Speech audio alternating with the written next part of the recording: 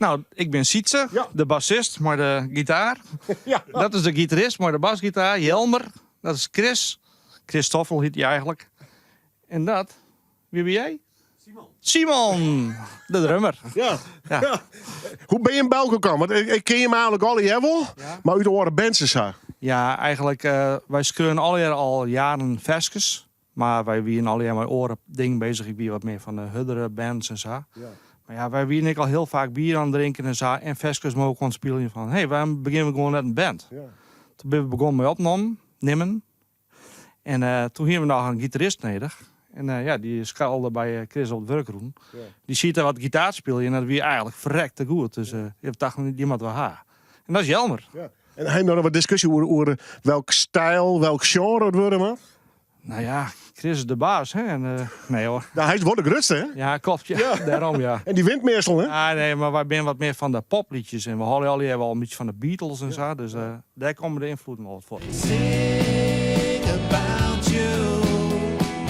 There's always something going wrong every time that I sing about you. Sing about you.